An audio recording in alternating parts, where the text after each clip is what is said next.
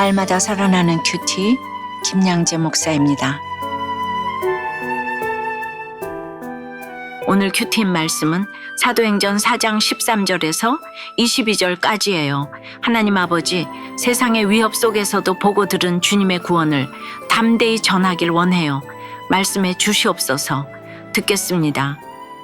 말하지 않을 수 없는 일은 첫째, 내가 보고 들은 구원의 사건입니다.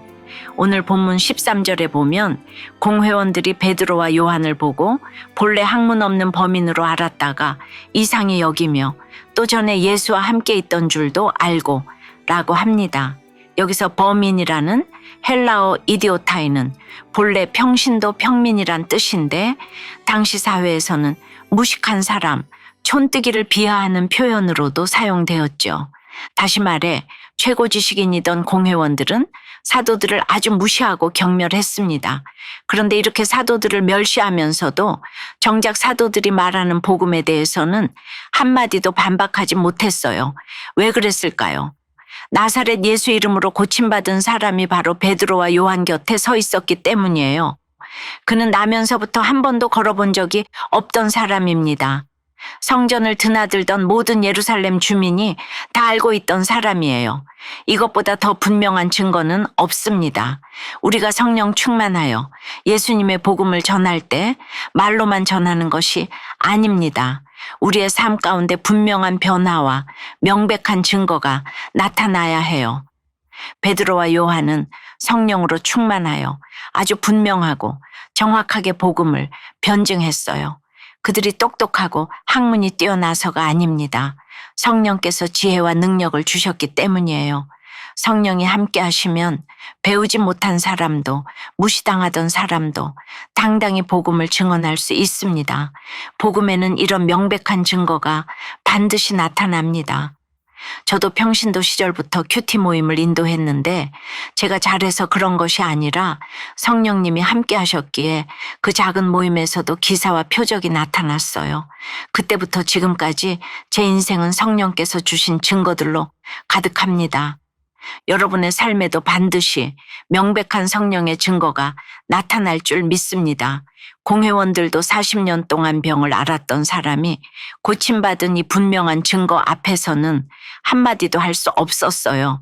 인정할 수밖에 없었어요. 그러나 안타깝게도 그들은 끝까지 예수님을 믿지는 않았습니다. 여러분, 예수님을 부인하지 않는 것과 진정으로 예수님을 믿는 것은 완전히 다른 문제예요. 예수님을 믿는 것은 성령이 임한 사람에게만 가능한 일입니다. 적용 질문이에요. 여러분 앞에 나타난 명백한 성령의 증거는 무엇입니까? 혹시 그 증거 앞에서도 내 체면과 기득권 때문에 끝까지 부인하며 인정하지 않고 있는 것은 없습니까? 말하지 않을 수 없는 일은 둘째, 성령으로 얻은 담대함으로 고백합니다. 18절에서 공회원들은 베드로와 요한을 불러 도무지 예수의 이름으로 말하지도 말고 가르치지도 말라고 경고합니다.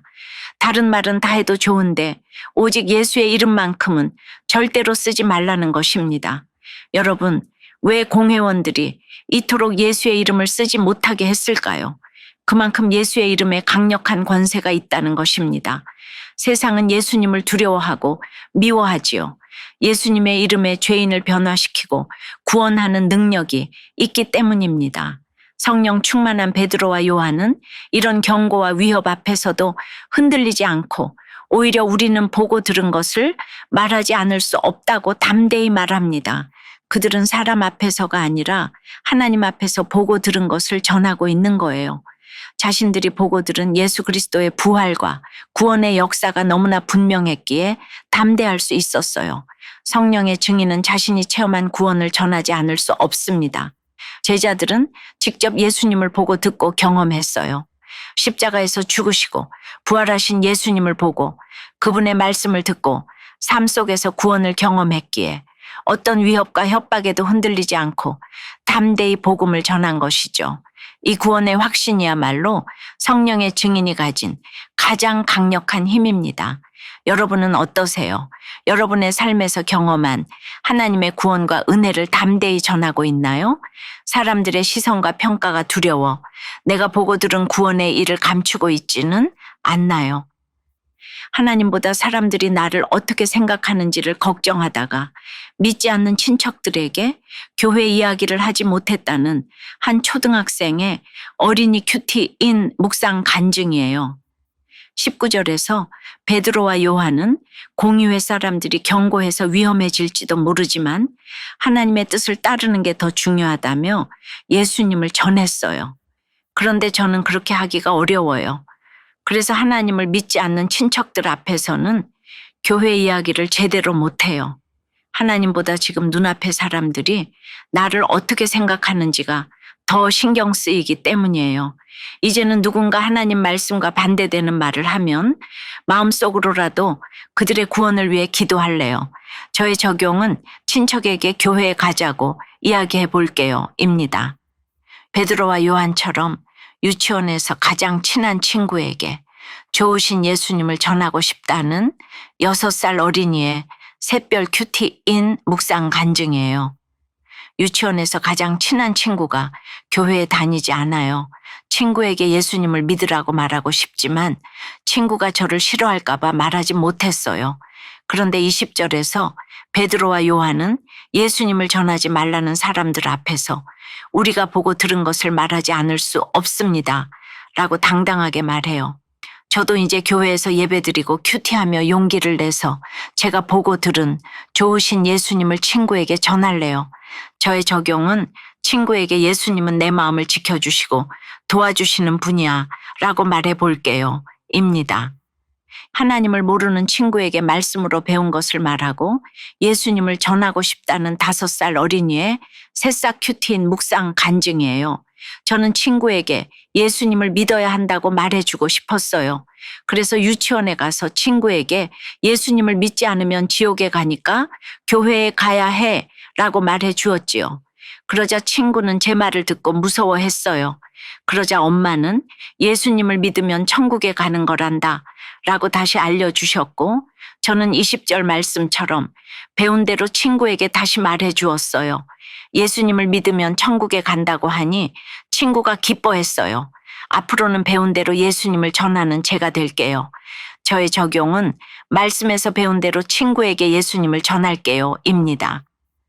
21절과 22절을 보니 공회원들은 백성 때문에 사도들을 처벌하지 못합니다. 백성이 하나님께 영광을 돌렸고 병 나은 사람이 40여 세가 되어 누구도 부인할 수 없었기 때문입니다. 우리의 삶에도 이런 분명한 표적이 있어야 해요. 성령의 증인은 결국 하나님께만 영광을 돌립니다. 나의 삶을 통해 하나님의 영광이 나타나야 합니다. 사랑하는 여러분, 우리가 성령의 증인이 되어 보고 들은 구원의 은혜를 담대히 전할 때 세상은 하나님께 영광을 돌리게 됩니다. 세상의 위협과 조롱 앞에서도 성령의 능력으로 담대히 예수 그리스도의 이름을 전하며 살아가는 저와 여러분이 되길 주님의 이름으로 축원합니다.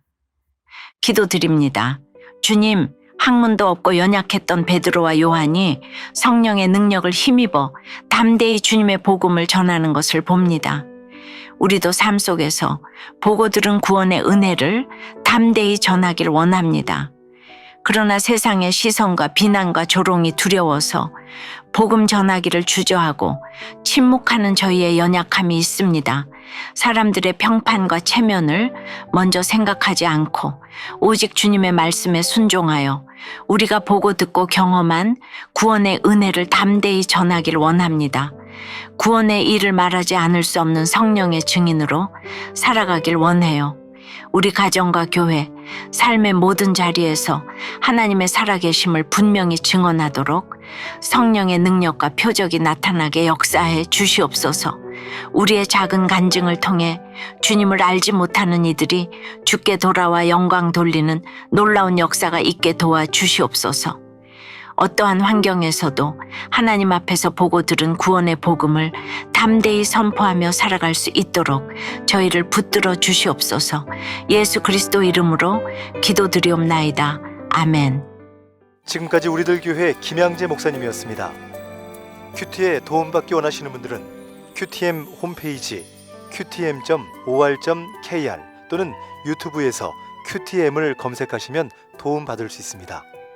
자세한 문의사항은 지역번호 031-705-5360번으로 문의하시기 바랍니다.